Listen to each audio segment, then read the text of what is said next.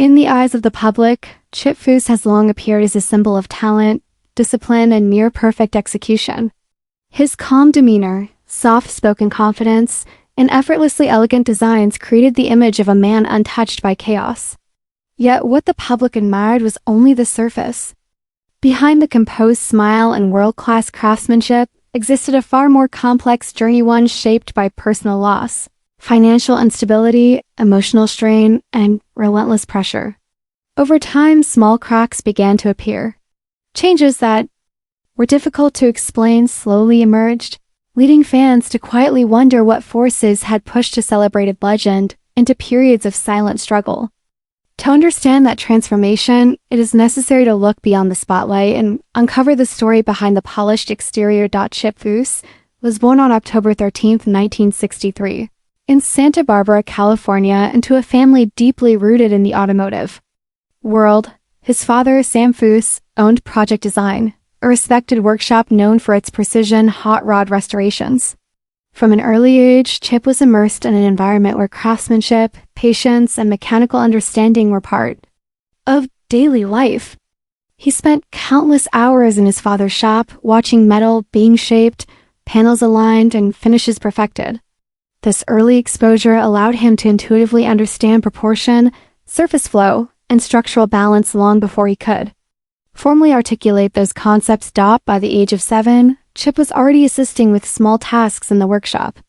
He polished panels, cleaned parts, and helped with basic manual work, earning small symbolic payments in return.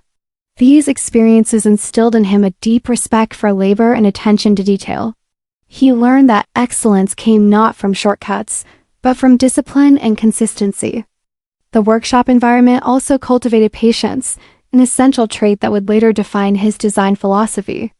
At 12 years old, Chip reached a milestone that surprised even his family. He painted his first car, a Porsche 356. The accomplishment demonstrated not only technical ability, but also an advanced sense of surface control and restraint.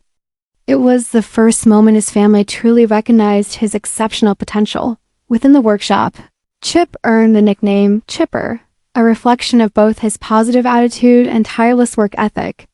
The name stayed with him through his formative years and quietly became part of his professional identity.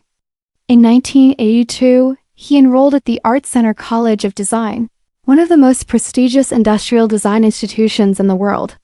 Despite his talent, financial hardship forced him to pause his studies midway.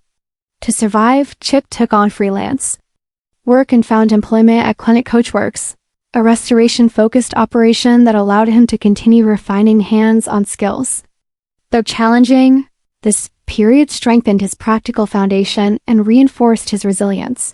A pivotal figure during this time was his girlfriend, Lynn, whose financial support allowed Chip to return to Art Center and complete his education. He graduated in 1990 with outstanding results, marking a critical turning point in his professional life. Yet, even as his career gained momentum, Chip carried a profound personal burden. His younger sister, Amy, had been diagnosed with progeria, a rare and devastating premature aging disease. In 1985, Amy passed away at just 16 years old. Her death left a lasting emotional scar on the family and deeply shaped Chip's inner world. He became more reserved, more private, and increasingly devoted himself to work as a way to process grief. Amy's influence never faded. Chip quietly supported the Progeria Research Foundation for decades, making donations, participating in charity auctions, and embedding subtle tributes into certain designs. These acts were rarely publicized, reflecting his preference to honor her memory without seeking recognition. Charity became a constant presence in his life study, sincere and deeply personal. The discipline, humility, and emotional restraint formed during these early years became defining traits as Chip entered a transformative phase at Hot Rods by Boyd in 1990. Joining Boyd, Coddington's legendary operation exposed him to large-scale professional production and elevated design expectations. Boyd became both mentor and collaborator, trusting Chip with increasingly significant responsibilities. His talent quickly set him apart, leading to his promotion to design director and later to president of the company an extraordinary achievement at a young age. During this period, Chip designed some of the most iconic custom vehicles of the era, including the Boydster I, Boydster II, Roadster, and Sportstar. His work was praised for its clean lines, timeless proportions, and seamless fusion of classic and modern elements. In 1997, he became the youngest individual ever inducted into the Hot Rod Hall of Fame, cementing his status as a defining figure in 1990s hot rod culture. Behind the success, however, instability was growing. Financial problems linked to Boyd. Wheels began to strain the entire operation. By 1998, Hot Rods by Boyd collapsed into bankruptcy. Employees went unpaid for months, and operations deteriorated rapidly. At the time, Chip and Lynn were preparing for the birth of their first child, surviving on roughly $700.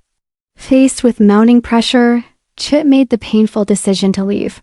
He departed with several key employees to form Foose Design in Huntington Beach. Relying heavily on Lynn's emotional and financial support, the separation fractured his relationship with Boyd Coddington permanently. Once mentor and student, the two never reconciled before Boyd's death in 2008. The collapse left Chip shaken but determined.